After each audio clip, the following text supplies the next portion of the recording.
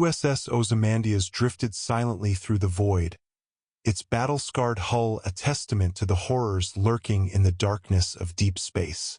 Lieutenant Commander Evelyn Carter stared out of the reinforced viewport, the distant glow of LV-726 shimmering like a dying ember against the infinite abyss. The distress signal had been weak, barely more than a whisper in the interstellar winds, but its signature was unmistakable. Weyland-Yutani. They had been here before. ETA? Reynolds? Carter asked, turning toward the ship's navigator. The young officer's face was illuminated by the holographic readouts hovering above his console. 30 minutes, ma'am. I've been running scans, but something's off. The colony is still broadcasting, but there are no life signs.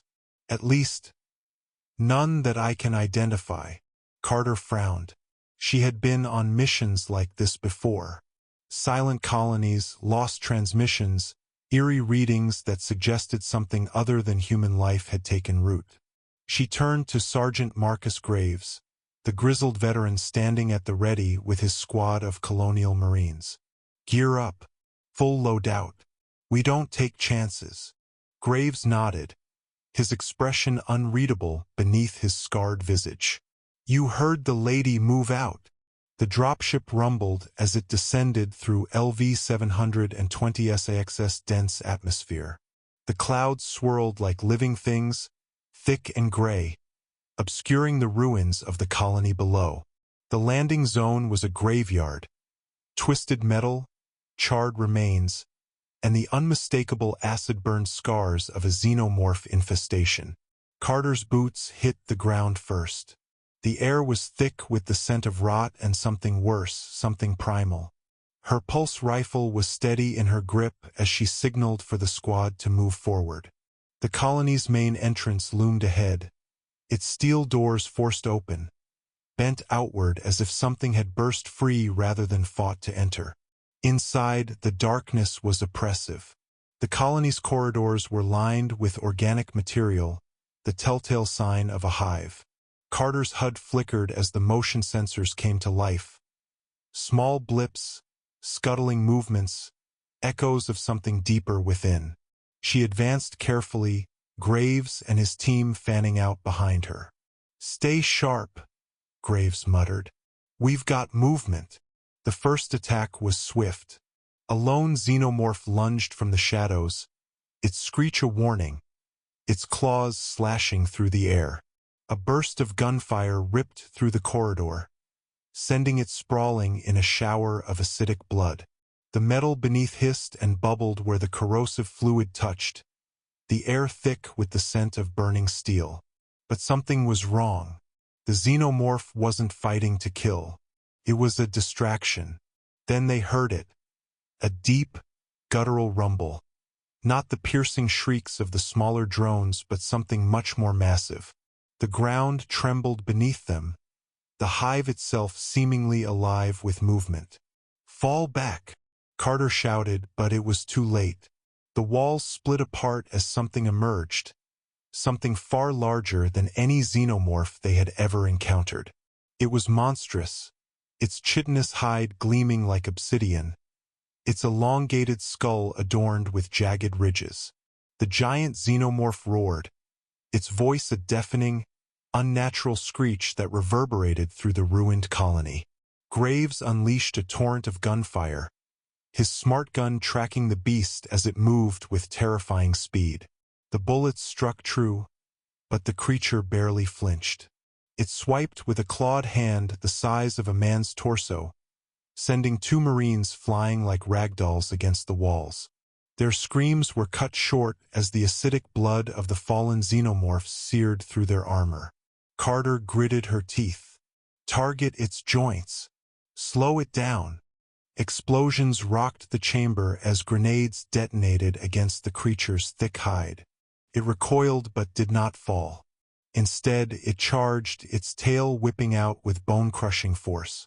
Another Marine fell, his armor split open, his lifeless body dragged into the darkness by waiting drones. Carter felt something deep inside her stir. Not fear, but cold determination. They had to end this. Reynolds, I need a strike on my mark. Orbital bombardment. Ma'am, you're still inside. Do it. The giant xenomorph lunged, and Carter dove aside just as its massive claws tore through the floor where she had stood. She rolled, coming up with her pulse rifle firing in controlled bursts. The beast reared back, its eyeless face turning toward her, sensing her movements through something beyond sight. Then the first explosion hit. The colony shook as fire and debris rained from above. The ceiling collapsed in a storm of metal and dust, crushing parts of the hive. The giant xenomorph screeched in fury, its movements becoming erratic as the bombardment intensified. Carter sprinted toward the exit, dodging falling wreckage, her remaining team hot on her heels. As they emerged into the open, the final blast struck. A shockwave tore through the land, the hive imploding as fire consumed it. The air was thick with smoke, and the distant screeches of the xenomorphs faded into silence. Carter collapsed to her knees, breathing hard. Graves pulled off his helmet, wiping sweat from his brow, his face grim. That was close, he muttered. Carter looked back at the burning ruins. The giant xenomorph was gone, buried beneath the destruction. But she knew better than to believe it was over. Weyland-Yutani would never stop, and neither would the horrors lurking in the dark. She gripped her rifle tighter, staring into the flames. The fight wasn't over. Not yet. From the ruins, a low rumble emerged. Carter turned sharply, her heart pounding. The flames flickered as something moved beneath the debris. A massive clawed hand punched through the wreckage, sending chunks of metal flying. The giant xenomorph was still alive. "Move!" she shouted, yanking Graves back as the beast pulled itself free.